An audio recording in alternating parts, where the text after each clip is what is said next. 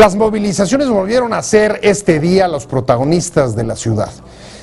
A 4 meses de la desaparición de los normalistas de Ayotzinapa.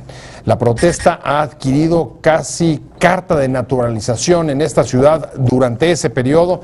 Por supuesto, también lo había habido antes, pero la intensidad con la que se han producido en los últimos 4 meses es notable. Para muchos se trata de una amenaza para la ciudad, pero muchos otros ciudadanos reconocen en esto un derecho. Amenaza o derecho. De esto vamos a hablar hoy en Opiniones Encontradas. Soy José Buendía. Gracias por estar con nosotros en este programa en el que todas las ideas se pueden cuestionar siempre que se debatan. Vamos a ver algunos datos y regresamos aquí a tener nuestro debate desde 2 perspectivas distintas. Las protestas y marchas en la Ciudad de México y otras ciudades del país han sido constantes en los últimos 4 meses desde la desaparición de los 43 normalistas de Ayotzinapa, junto con acciones de mayor presión e incluso violencia como la toma de edificios públicos, casetas y negocios en Guerrero y otros estados por diversas demandas. El reclamo de la movilización hoy es el esclarecimiento del caso de los normalistas, aunque el liderazgo de la CETEC en el movimiento hace que se mezcle con la resistencia que los maestros guerrerenses a la reforma educativa. El gobierno ha visto en la protesta y sobre todo en los actos de vandalismo y anarquía pretensiones de desestabilización, mientras que organizaciones movilizadas y civiles denuncian una cada vez mayor criminalización de la protesta para reducirla. La protesta contra la mala actuación de la autoridad o por demandas insatisfechas es un derecho ciudadano, pero como todo derecho no es absoluto y puede entrar en conflicto con otras prerrogativas. ¿Cuál es el límite? Regular las marchas es criminalizar la protesta. Controlar a la población es una manera de conculcar el derecho a la protesta. Posiciones. Número 1. El secretario ejecutivo de la Comisión Interamericana de Derechos Humanos, Emilio Álvarez y Casa, ha manifestado sobre esta discusión que el paradigma democrático no es controlar a la población, es controlar a la policía. Número 2. La subsecretaria de Derechos Humanos de la Secretaría de Gobernación de México, Lía Limón, ha dicho que la forma más efectiva de evitar violaciones a defensores y periodistas es sancionando las que se dan. Y ahí existe un reto importante que tenemos que enfrentar todos, tanto en ámbito local como federal. Número 3. Organizaciones civiles han denunciado ante la Comisión Internacional de Derechos Humanos que la impunidad en casos de graves violaciones de derechos humanos supera el 98% en México, además de que hay una creciente criminalización de la protesta social.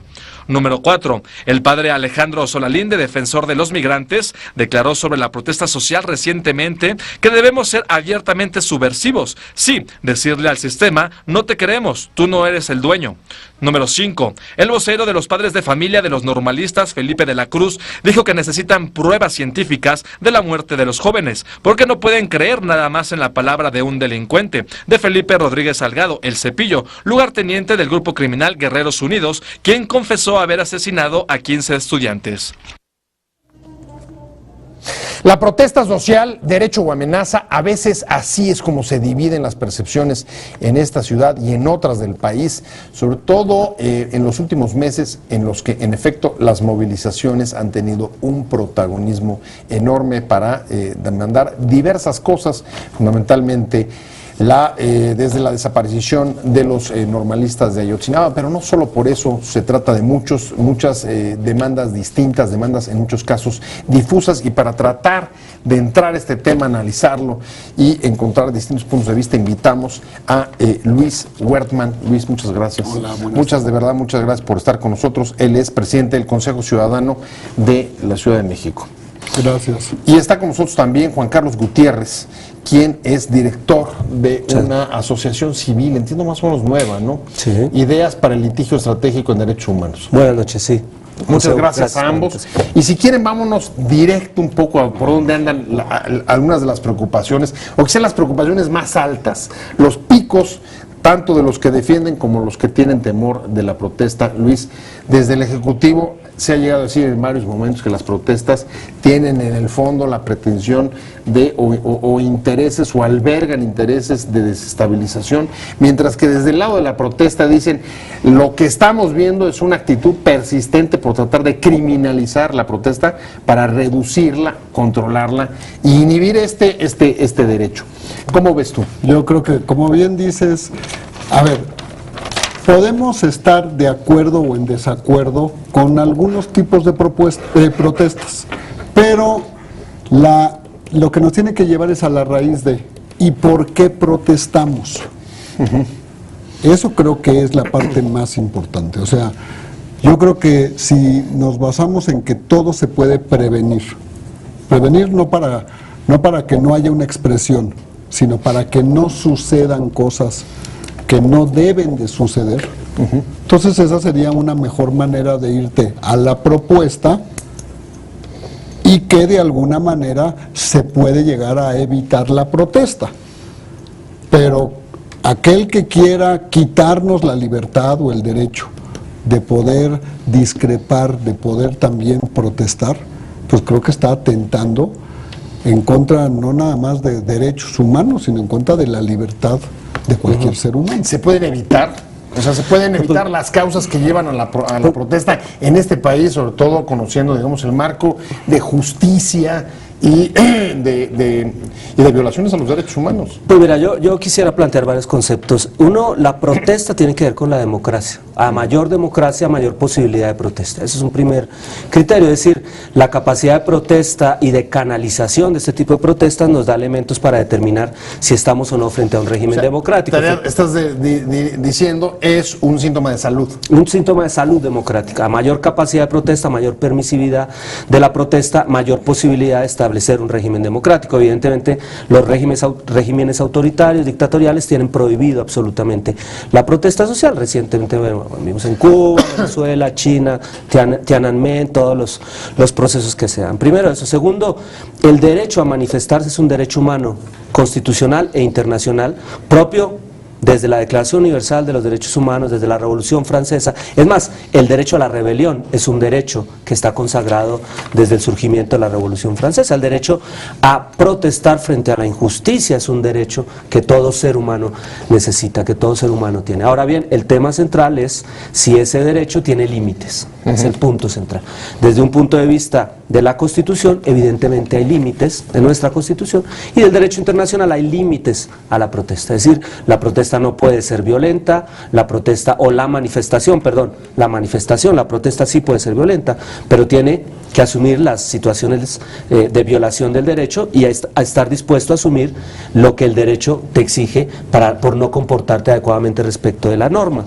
Pero la manifestación es legítima y debe estar enmarcada en ciertos principios. Por ejemplo, no se puede manifestar haciendo alusión al odio, a la discriminación, a la violencia generalizada o atacar la integridad física o moral de las personas. Déjame retomar, hay dos ideas que pones sobre la mesa y quiero ir una por una. La primera, y la llevo contigo, Luis, ¿tú coincidirías en que la protesta es un síntoma de salud democrática? Sí, claro. A ver, discrepar. Pero dirías, entre mayor protesta, un poco lo que está planteando, estarías hablando de una democracia de mayor calidad. Ver, yo creo que lo que Juan Carlos está diciendo es, oye, discrepar, debatir, es un signo de libertad y de avance. Exacto. No a todo mundo nos gusta o no a todo mundo le gusta, pero ese definitivamente es un síntoma. Lo que es importante es cómo se haga. Y pues, como se dice, o sea, hasta dónde llega mi libertad en referencia a los demás también, ¿no? Bueno, a ese parece que es de los puntos claves, ¿no? ¿Dónde está exactamente la frontera o dónde trazarla, Juan Carlos, entre, digamos, el derecho legítimo a protestar y, por ejemplo, pues lo que generalmente se reclama y el derecho a tránsito, a circulación? Claro, es que el tema del derecho a la protesta tiene que ver con la manifestación y tiene que ver con un derecho que tú defiendes totalmente, la libertad de expresión. Es decir, si nosotros restringimos la libertad de expresión, estamos restringiendo la esencia de la democracia. Tiene que ver un poco con eso. No estoy diciendo que a mayor número de protestas, mayor democracia, estoy diciendo que a mayor canalización de la posibilidad de protestar, mayor democracia. Es decir, si la gente tiene que reivindicar cualquier situación, exigir al Estado, exigir al gobierno mejoras públicas, servicios públicos, todo ese tipo de cosas, es posible y necesario que el Estado canalice legítimamente esa protesta. Creo que el debate no está ahí, es cuando esa protesta se convierte y afecta derechos de terceros, que es lo que estás intentando también plantear, ¿no? Es decir, ¿qué sucede cuando afecta derechos de terceros? Bájalo a casos muy concretos. ha habido pocos cuestionamientos al derecho de los padres o los familiares de los desaparecidos de Ayotzinapa de manifestarse dentro de la ciudad. Sin embargo, sí hay cuestionamientos cuando se producen actos de vandalismo o, como nos ha tocado también ver, cuando al parecer grupos infiltrados incluso se meten dentro de la protesta y te pueden quemar en la puerta del Palacio Nacional. ¿A quién hay que controlar? ¿A la policía? ¿A los vándalos? ¿A la población? ¿A quién? En términos democráticos. Pero a lo que yo te decía es, si nos vamos a la raíz de ¿y por qué protestamos? A ver, ¿por qué tenemos que venir a la Ciudad de México a protestar cuando vivimos en otra ciudad o en otro estado? Porque allá no te pelan. Exactamente, entonces ¿por qué protestamos? Porque si en nuestro lugar de origen no nos escuchan, no hay esa apertura, no hay esa libertad, pues nos vemos obligados a tener que ir a otro lugar en donde tristemente afectando a otros pares, a otros iguales, pues es de la única manera que nos escuchan. Entonces ahí es donde tiene que venir esa reflexión. ¿Qué está pasando en otros lugares?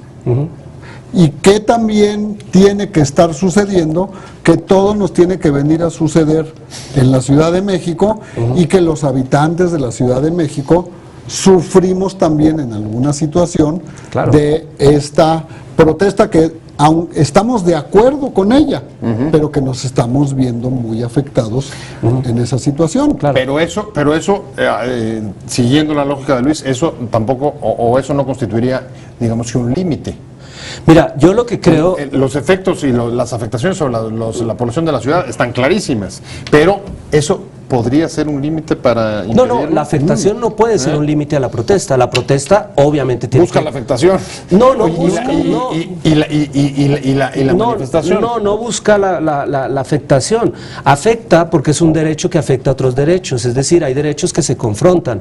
Si yo ejerzo la libertad de expresión y me refiero de forma y hago una denuncia sobre corrupción de un político, le estoy afectando en sus derechos, pero esa afectación es legítima. Entonces la protesta es legítima, la posibilidad de manifestarse por reforma, las son legítimas. El punto es cuando esa protesta se sale de los canales y se convierte en violenta y hace un llamado, por ejemplo, a quemar puertas, etcétera. Ahí es donde está el tema. Ahora, el otro tema es la estigmatización de todo el que protesta, que es otro punto. O sea, no toda la persona que sale a protestar es un delincuente, ni es un guerrillero, ni es un subversivo, ni merece ser calificado ni detenido de forma arbitraria. Porque también, como tú planteas, hay un proceso fuerte de infiltración, desafortunadamente, de personas que provocan ese tipo de situaciones. De eso vamos a seguir hablando. ¿Cómo y de qué forma controlar la propuesta? No solamente prevenirla, sino una vez que se da, cómo poder controlar y a quién hay que controlar. Es evitarlo, porque y resolverlo resolverlo en el lugar donde se produce para que no sea necesario. Pero una vez que se produce, la siguiente pregunta es ¿y qué resultados se pueden esperar de ello, Luis? Bueno, es que yo creo que ya una vez que nos obligan como sociedad, o que se nos obliga como sociedad a tener que desplazarnos de donde se origina el problema, que es lo que llevamos todos ese gran riesgo de que se salga de control. Se salga de control por todas partes, desde que hayan infiltraciones que ni siquiera tengan nada que ver con ese movimiento, pero lo quieran aprovechar, desde que también comiencen o puedan haber actos que la autoridad abuse, y entonces el fin que buscábamos en un principio pues, se pierde y tristemente acaba afectándonos a todos. Ahora yo diría, Juan Carlos Gutiérrez, director de la organización Ideas, Litigio Estratégico. Juan Carlos, yo diría, retomaría algunas de las observaciones que han hecho diversos activistas de líderes sociales diciendo, a ver, ¿cómo nos piden que no vengamos si el común o la constante en el país es más de 90 y pico % de impunidad en la falta de solución de casos y a veces hasta en las amenazas o agresiones para las propias gentes que protestan. Claro, el tema, mira, hay que recordar Puebla recientemente la famosa ley Bala, ¿no? Es decir, establecer criterios de que no se permitiría ninguna protesta social bajo criterios que no son absolutamente democráticos. Chalchihuapan, donde un niño fue asesinado por una bala, por un gas lacrimógeno, un menor a causa de un gas lacrimógeno que le golpeó en el ojo. Es decir, el tema central, tú antes del corte decías, ¿qué hacer? Dice, bueno, primero, regular el uso de la fuerza. Los policías en nuestro país no saben controlar la manifestación. O sea, a los primeros que hay que controlar es a la poli. A la policía y a los secretarios de seguridad de la pública. Recuerda que el secretario de Seguridad del Distrito Federal, Almeida, salió recientemente por orden del presidente de Mancera, del jefe de gobierno, aparentemente por la represión que sucedió en la marcha en el Zócalo, aparentemente. En una de las marchas. En una de las marchas, donde se detuvo 11 estudiantes y se les intentó acusar de delitos gravísimos, que eso también es un uso faccioso del derecho, ojo con eso. Finalmente, o sea, fueron liberados porque un juez... En prisiones de máxima seguridad y luego liberados. Déjenme discrepar con ustedes. Vienes. Esa no fue una detención hecha por la Secretaría de Seguridad Pública de la Ciudad de México. Okay. La Secretaría de Seguridad Pública en esa manifestación, no estoy defendiendo a nadie, ni tengo por qué defender a nadie, detuvo a una cantidad de manifestantes. Los 11 detenidos fue la autoridad federal. Sí. La policía Nada más que sí, a la hora que recibimos la información como sociedad, pues se perdió que quién había sido y cómo había sido, y bueno, y felizmente después de unos días salió a la luz qué fue lo que sucedió, pero eso, vamos a decir, no quita... estoy de acuerdo contigo. No tumba el argumento, vaya. No tumba. El tema es, bueno, una falta de un reglamento de uso de la fuerza en la manifestación. No es posible que policías usen balas de goma directamente a personas con la posibilidad de sacarles un ojo. Sí, como ya sucedió la muerte de un menor en el estado de Puebla. O disparar un gas lacrimógeno de forma directa cuando la gente está manifestando de forma pacífica, de forma legal, etcétera. Segundo, no hay uso legítimo de la fuerza, no hay protocolos de actuación para el uso legítimo de la fuerza. Tercero, pensemos por ejemplo en los periodistas que cubren en el DF, en cualquier otro lugar, los policías rompen cámaras, patean a los periodistas, etcétera. Entonces, falta un proceso muy fuerte de democratización policial en torno a entender que no todo el que protesta es un revoltoso, ni todo el que protesta es una persona que va a generar conflictos, daños y a quemar cualquier tipo de circunstancias, vitrinas, etcétera, ¿no? Entonces, va un poco por ahí el tema también. Yo te diría, dentro de todas esos déficits o esas deficiencias en el uso de la fuerza, también hay otra cuestión que preocupa, y lo llevo con Luis, que es dentro de las manifestaciones, como hoy pudimos ver, no solamente son los padres de Ayotzinapa, sino es convocada por la CETEG, que a su vez se ha opuesto a las reformas educativas del gobierno, y está metido también la Coordinadora Nacional de Trabajadores de la Educación, que en el caso de Oaxaca también se ha opuesto, y entonces de repente ves manifestaciones en las que sientes confusión o la ciudadanía puede no acabar de entender de qué va el asunto, porque una cosa, y nadie lo discutiría, es reclamar una desaparición forzada en el caso de Ayotzinapa, y otra cosa es además meter el componente de y vamos en contra de la reforma educativa.